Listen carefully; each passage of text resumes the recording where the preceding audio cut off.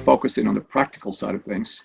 I want to focus on the successful, because I think it's a very well couched question. I think most of us, if you know, I've been in-house counsel before as a European chief legal counsel, and if you're now sitting in a position in Australia or New Zealand or wherever in the world you may be, that you're dealing with external law firms, as I'm sure you do, then the question is, how do you strike that perfect balance between getting your work done in a timely fashion, in a cost-effective way, and yet the law firm treating you with the respect and dignity, and to do it in a way that you feel like you're being treated as a top client. And so Jim has come to the right person, because he knows that this has been my life's work for the last 19 years. This has been a very dear subject to my heart, because it sounds easy enough.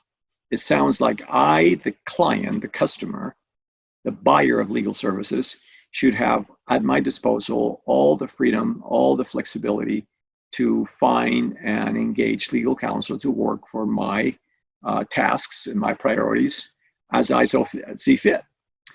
But it doesn't work that way. And you know that as well as I do. There are risks associated with, you know, who you're going to engage outside. And if your driver is cost cutting and price sensitivity, and if your stakeholders are saying you don't have a legal budget to speak of, then you're going to be confined to work with law firms that are unheard of, or where you have a higher risk that things could go wrong. And then, of course, your job's on the line. And many in-house counsel tend to go to some very pricey law firms because of the reputational hit. In case something goes wrong, then you can go back to them, and then they'll have to clean it up. So that doesn't give you a lot of choice. It's either or. And at least for a long time, there was nothing in between. And that's where I felt the need myself to leave my post as in-house, chief legal counsel, as general counsel in a U.S. multinational fortune company, to go to the outside world. And that was to build a mousetrap, to engineer something where we could have that balance of, you know, getting top legal services, being treated as a priority, favorite client, and yet without the price sticker shock, because that's really where you see the problems, right?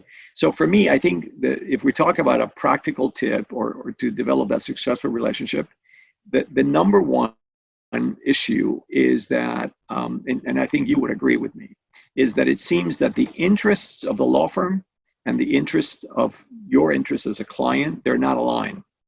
They're not aligned. That's the sort of the foundational issue, is that the law firm is vying for higher hourly rates, bigger mandates, more money, more repetitive cases for them. And you as a client, you want lower rates, you want to cap fees, and you don't want to have the same problems reoccur. So there you have the biggest quagmire. How do we get the interest of the law firm and your interests to align and converge? Well, it sounds easy, but it isn't, because a lawyer, I remember in the 90s and the early 2000s, the term was couched. Well, I'm your partner. The lawyer, I'm your partner to the client. That could never be. A lawyer is a salesperson. They're selling their services. Yes, with a fiduciary and the confidentiality privilege, but they're selling. So they can't be your partners. And for you to think that an attorney or a law firm is going to be your partner is misleading, if not naive. So what makes the relationship to be successful is trying to the best possible way to align as closely as you can your interests with the law firms. Now, fortunately for you, now in the year 2020, there are alternatives. There's hope on the way. There's hope within sight, and that is that certainly in the 19 years that I've been trying to build this process within First Law International, we have seen some very encouraging developments. So there's now a lot more big data available to you online. 20 years ago, that wasn't there. And so in-house counsel 20 years ago, of course, most of them are retired by now. And 20 years ago, if you're now in-house counsel 20 years ago, you probably were in law school or even in university. So in that 20-year span, we've seen big data become readily accessible to you. So there's abundance of information and facts. There is much greater access on web-enabled tools and databases and information. There is also technology that has made engaging legal services a lot easier and user-friendly. There are portals and platforms and biddings and all kinds of networks, including ours, that would make a business case for you to have that ability to create that interest. When they align, then I think your work gets done a lot easier. For many of the the very brave in-house counsel like yourselves that are not intimidated or even concerned to engage external counsel that are local law firms that you would not find ranked and rated by the traditional peer review organizations like Chambers or Legal 500 or the Financial Law Review. The good news is that these local firms have grown up. 20 years ago, they were very young, but now they've grown up. And that means that many of their partners and managing partners and founders of these law firms, they have all gone up to get law degrees and LLMs in the US, in the UK, or Australia or Canada. So they have very strong linguistic capabilities. 20 years ago, that wasn't the case. They have a very strong, experience in working with multinational clients and Western clients. 20 years ago, that wasn't the case. And they are now very comfortable with compliance, subject matter, and a lot of different sort of disciplines, multidisciplines that 20 years ago, there were mostly boutiques. So it's a good time, I think, for you to be in-house because you have been given, whether you want to take the credit yourself or not, the reality is you've been given tools and choices that we didn't have 20 years ago. And yes, some of us did go out there and created them, but for you, you don't have to do that. You don't have to leave your post to go and create the tools. They're there.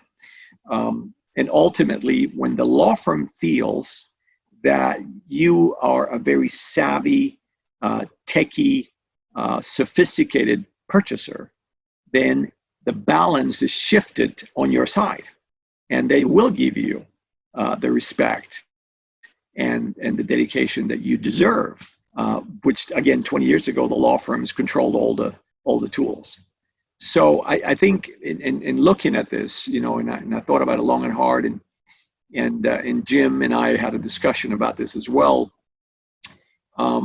While it sounds easy that aligning your interests with that of a law firm it should be reasonably achievable, it is a serious task that requires some thinking and planning. In some cases, you will find that some of the firms are very amenable to want to talk and sort of find that common ground. Other law firms, especially the bigger ones, they're very inflexible with very little price elasticity. So it's basically take it or leave it. And so I would say for you to have a good reservoir of resources is research what's available, look at your database, reach out to other sources that would normally not be, it may be somewhat counterintuitive, like reaching out for networks, looking into local counsel rather than international law firms, and then start a conversation and a dialogue with the firm where you present your business case as a very savvy buyer of legal services across borders that will make the law firm realize that you're not a pushover, that they will have to take you at face value. And then there's all kinds of alternatives, right? It's no longer time and materials. There is cap fees, and there is success fees, and there is not to exceed budgets. So you have a variety of tools that, and then there's the panel of the law firms where maybe you want to go with 2 or 3 different law firms even for a given task, which will enable you to keep a certain degree of control with your outside counsel. So I know it sounds very daunting, but it's doable. I've certainly been able to, and I say that not in a boastful way, but in a very humble way, because it's taken 19 years. But I think that I've been able to find that that common point of congruence between the external counsel and the in-house counsel, in how they have a common interest in the middle to create a symbiotic, very successful relationship. So I hope that you find that useful and helpful.